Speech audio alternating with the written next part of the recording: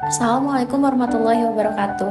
Halo, perkenalkan nama saya Cindy Marcella, NPM 10222008 dari kelas C1 Akuntansi. Di sini saya akan memenuhi tugas evaluasi tengah semester, yaitu mempresentasikan tentang ma'rifatullah atau mengenal Allah. Materi yang pertama yaitu ahamiyatu ma'rifatullah atau urgensi mengenal Allah. Yang kedua yaitu at-thoriq ila ma'rifatullah atau cara menuju ma'rifatullah. Yang ketiga al-manawi min ma'rifatullah atau penghalang-penghalang mengenal Allah. Yang keempat ala diatu ala wujudillah, bukti keberadaan Allah Subhanahu wa taala. Yang terakhir tauhidullah, mengesahkan Allah.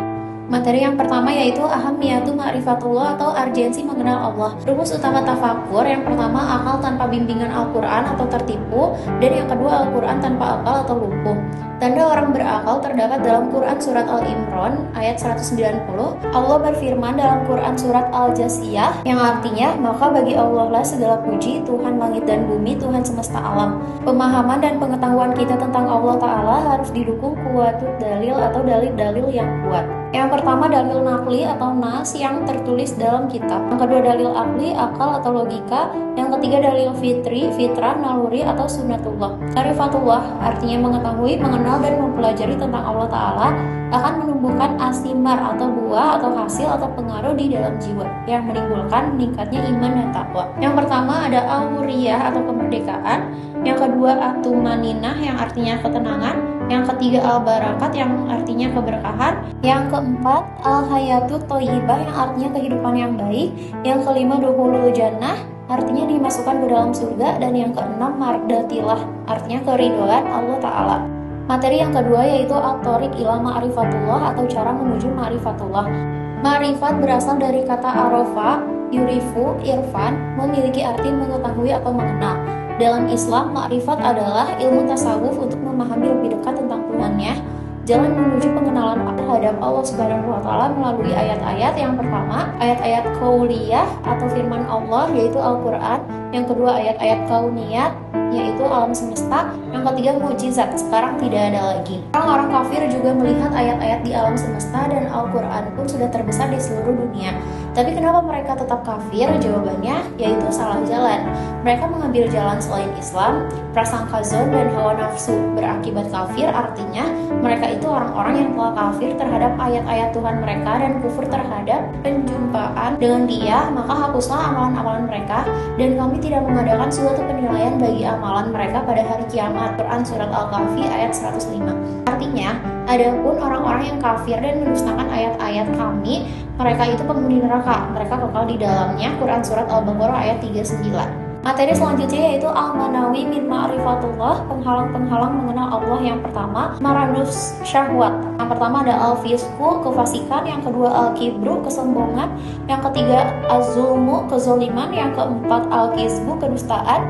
Yang kelima kasarul ma'ashi atau banyak melakukan perbuatan maksiat. Yang kedua ada maradu asyubhah.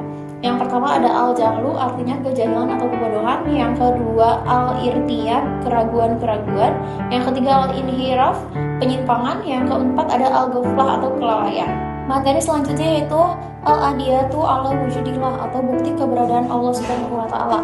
Yang pertama yaitu dalil fitrah, dalil yang lahir dari fitrah asal manusia itu sendiri. Hal ini banyak dirakamkan di dalam Al-Qur'an bagaimana manusia umumnya mengakui kewujudan Allah. Yang kedua dalil indrawi, dalil-dalil yang dapat dinikmati, dilihat, dirasai atau disentuh oleh indera. Ketiga dalil rasional, dalil-dalil yang berasaskan akal.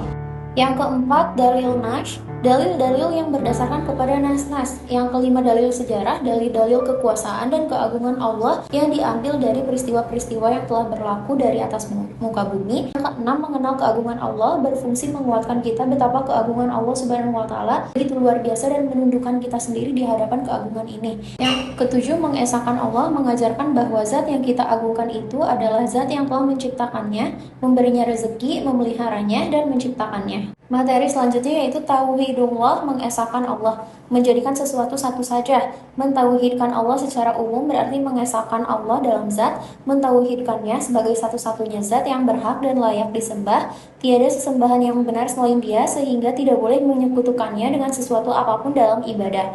Yang pertama ada tauhid rububiyah.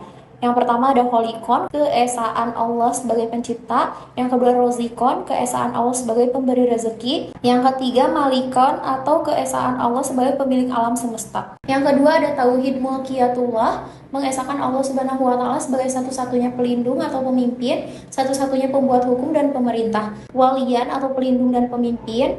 Yang kedua ada hakiman atau pembuat hukum. Yang ketiga ada amiron atau pemerintah. Yang ketiga goyatan, yang artinya yang dituju. Yang keempat ilahan, Ma'bu'uzza atau Tuhan yang disembah. Sekian presentasi yang bisa saya sampaikan. Mohon maaf apabila ada kesalahan. Wabillahi taufiq wal hidayah. Wassalamualaikum warahmatullahi wabarakatuh.